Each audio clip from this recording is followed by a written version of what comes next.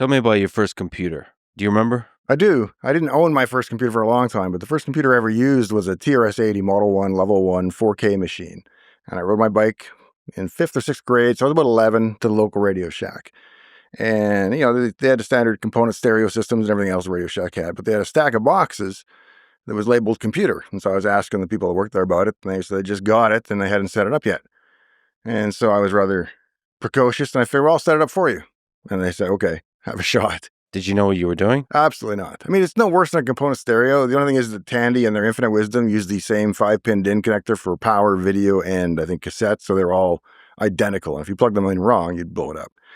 So I read the label and got it working and wound up playing with it and not knowing anything about computers. So I'm typing English commands into it, and, print 2 + 2 works perfectly, yet more simple English that you enter into a basic level 1 interpreter is not going to get you very far. So you're trying to talk to it in English. Yeah.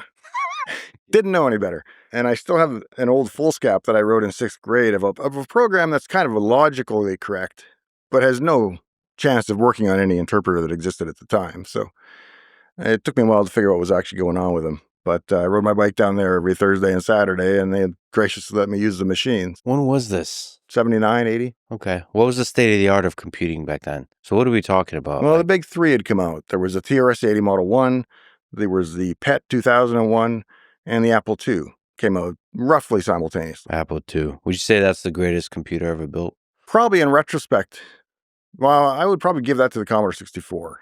Yeah. You and I agree on this. That was my first computer. Probably many years after it was released. But yeah, Commodore 64 is incredible. But yes, Apple II had a huge impact on the history of personal computers. Right. It's hard to gauge the long-term impact, but I think the 64 itself probably influenced more people. So that's my reason for picking that one. You think so? The sales are certainly higher. So Commodore 64 sold a lot. Yeah. I mean, the numbers are hard to believe. It depends which numbers you believe, but even the medium estimates are pretty high. All right, cool. So you eventually graduated to the Commodore 64. Tell me about that machine. What did you do on the Commodore 64?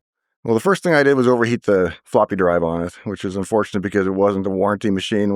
My parents didn't have a lot of money, so we bought it from Computer House as opposed to one of the major retailers, which meant when it died, it had to go back to Germany or something to be fixed. So I was left with no floppy, and so I had a cassette deck, which was the best you could do at the time. And so I was writing small things, and I had a machine language monitor that you could load from cassette.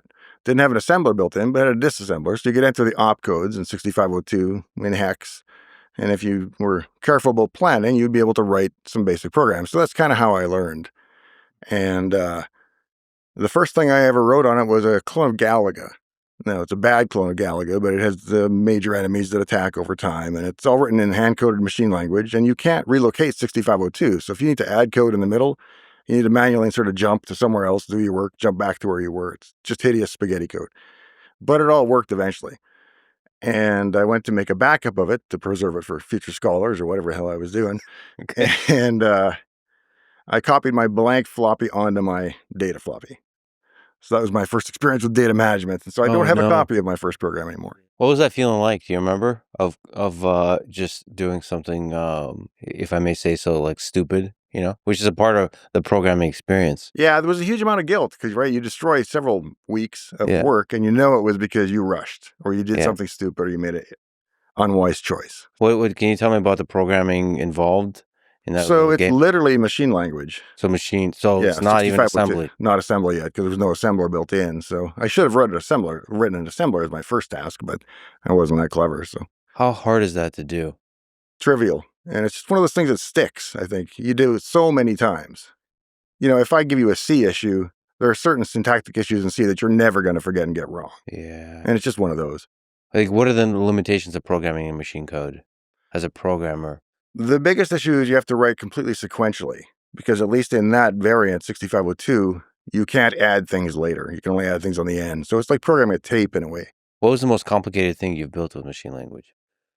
That game would be, in assembly language, I've done a fair bit of complicated stuff, but in actual machine language, I think that game would be the only thing I've actually... literally built a game. Not a great game, but it worked.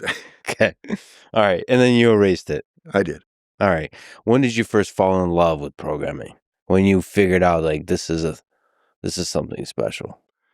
I think there was 2 stages for me. I always knew immediately that I was fascinated with these machines. From the TRS-80 Model 1, it's all I wanted to do was ride my bike back there and have more time with it. And I did that, to wear out my welcome as much as I could.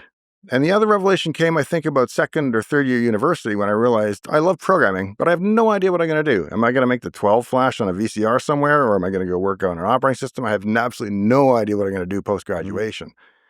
But I love what I do.